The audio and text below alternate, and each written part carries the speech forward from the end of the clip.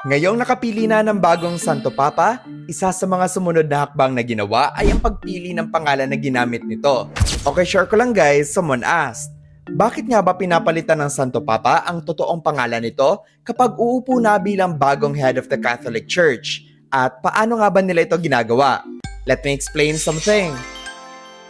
Ang pagpapalit ng pangalan ng Santo Papa ay nagsimula around 500 years matapos ang pag-upo ng unang Santo Papa na si Saint Peter. This is around year 533 sa panahon ni Pope John II, ang pangalawang Santo Papa na gumamit ng pangalan na John. Ang totoong pangalan niya or birth name ay Mercurius, isang pangalan na kinuha mula sa Roman god of Mercury.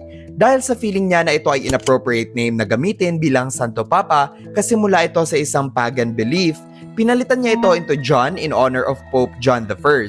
Mula sa panahon na ito hanggang 10th century, naipasa na ang tradisyon ng pagpapalit ng pangalan ng Santo Papa. Kaya ang pagpapalit na ito ay naging simbolo na ng tinatawag nilang New Spiritual Mission. Paano nga ba nila ito pinipili? Ang napiling Santo Papa ay may kalayaan na pumili ng pangalan na gusto niyang gamitin. Pero usually, ang pinipili nila ay in honor sa mga past popes or sa mga santo at values nito na gusto nilang i-practice bilang Santo Papa.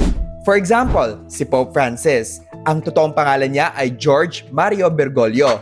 Pinalitan niya ito into Francis to honor Saint Francis of Assisi dahil si Pope Francis at si Saint Francis ay pareho ang layunin, ang pagkakaroon ng humility, care for the poor, and environmental stewardship. At makikita natin ito sa mga legacies na iniwan ni Pope Francis. So in totality, although hindi ito isang church law or hindi ito isang formal na polisiya na nagsasaad ng pagbabago ng pangalan ng Santo Papa, pero ito ay nakagawian na or naging tradisyon na ng Simbahang Katolika para mas malaman natin ang personal mission at vision ng Santo Papa sa buong church, alongside with its faith.